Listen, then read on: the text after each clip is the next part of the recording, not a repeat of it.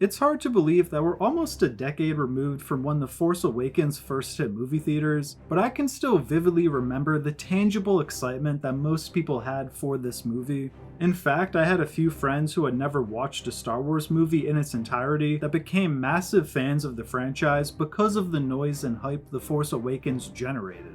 And it did ultimately make over $2 billion at the box office, so suffice to say, it was a huge moment in pop culture history. However, as we all know by now, Disney dropped the ball with the rest of the sequel trilogy. The Last Jedi is easily the most divisive Star Wars film ever made, and The Rise of Skywalker is pretty universally hated. And this epic fumbling of the sequel trilogy has of course led to a very complicated legacy for The Force Awakens. So today I want to talk about Episode 7, explore why some fans have turned on the film, and what I ultimately think its legacy should be going forward.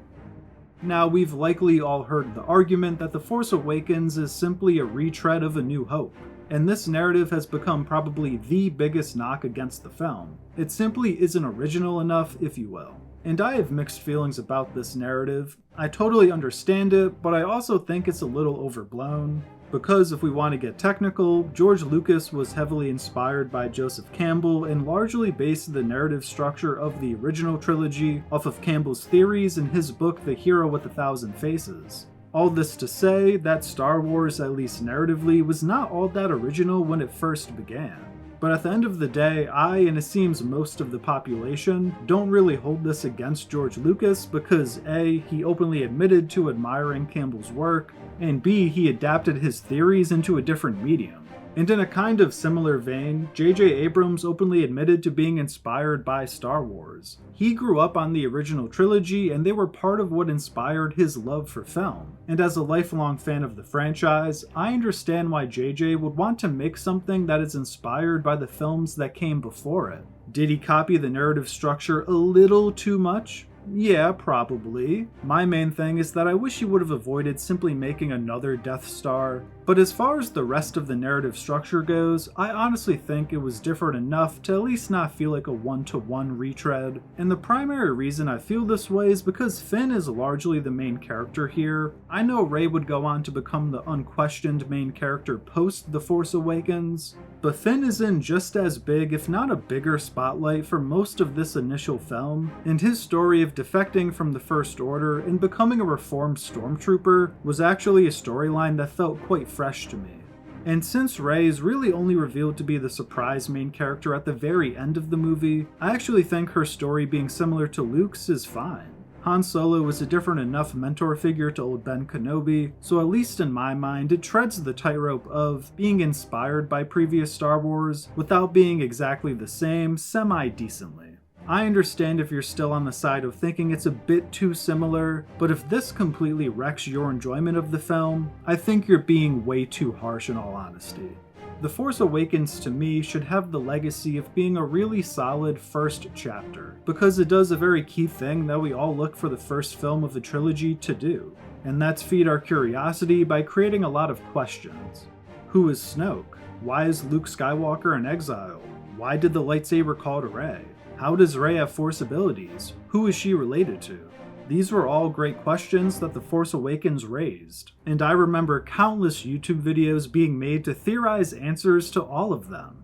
It just so happens that the two follow-up films did a horrible job answering these questions and continuing the story. In some instances, we were given contradictory answers to these questions, and some were just ignored altogether. And it's a weird thing because the fact that these questions were followed up on so poorly does retroactively make me want to revisit The Force Awakens less often, because I just know I'll never get a satisfying answer to any of it. But at the same time, I think it's important for us to all remember how this film made us feel when we first watched it.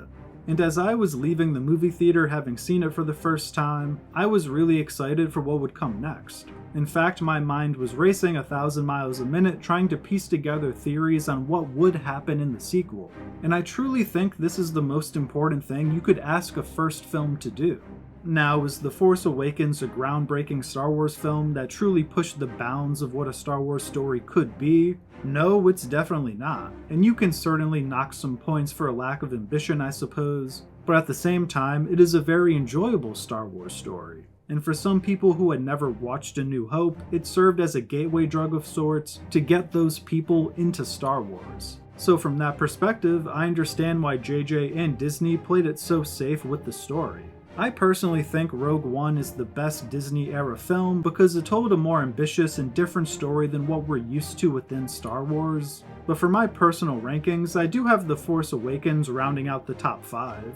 I think it is the 5th best Star Wars film of all time, and given the great heights that other films in the franchise managed to reach, that's not too shabby.